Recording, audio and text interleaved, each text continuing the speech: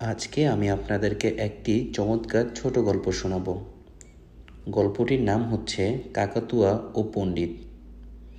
এক জ্ঞানী পণ্ডিত তার একাকিত্ব দূর করতে দুটি কাকাতুয়া পোষল। একটির নাম রাখল প্রশ্ন আর অন্যটির নাম রাখল উত্তর।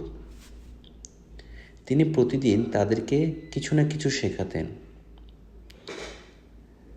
নানা তথ্য, ধর্মীয় জ্ঞান, বিজ্ঞান ইত্যাদি। প্রশ্ন ছিল অতি কৌতূহলী।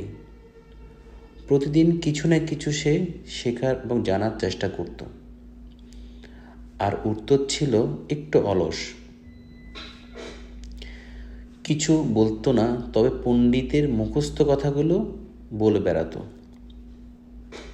সময় গড়িয়ে গেল অনেক দিন। হঠাৎ একদিন পণ্ডিত অসুস্থ হয়ে পড়লেন। দীর্ঘদিন অনুপস্থিত থাকলেন, কাকাতুয়াদের কাছে আর আসলেন না। একদিন ফিরে এসে দেখলেন উত্তর অনেক মোটা, অলস আর আত্মবিশ্বাসে ভরা। আর প্রশ্ন শুকিয়ে দুর্বল হয়ে গেছে এবং নিস্তেজ হয়ে গেছে। তিনি জিজ্ঞেস করলেন, তোমাদের এমন হাল হলো কেন?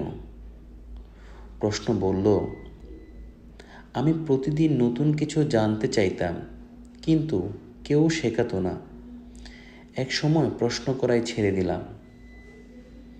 আর উত্তর বলল, আমি শুধু মুখস্থ বলিগুলো বলে বেড়াতাম। কেউ ভেবে দেখেনি আমি কি সত্য বললাম না মিথ্যা বললাম। কেউ আমাকে প্রশ্নও করতো না। পণ্ডিত দীর্ঘ নিঃশ্বাস ফেলে বললেন, সমাজের এমনটাই হয়। যারা প্রশ্ন করে তারা ক্লান্ত হয়ে পড়ে, আর যারা মুখস্থ উত্তর দেয় তারা পুরস্কার পায়।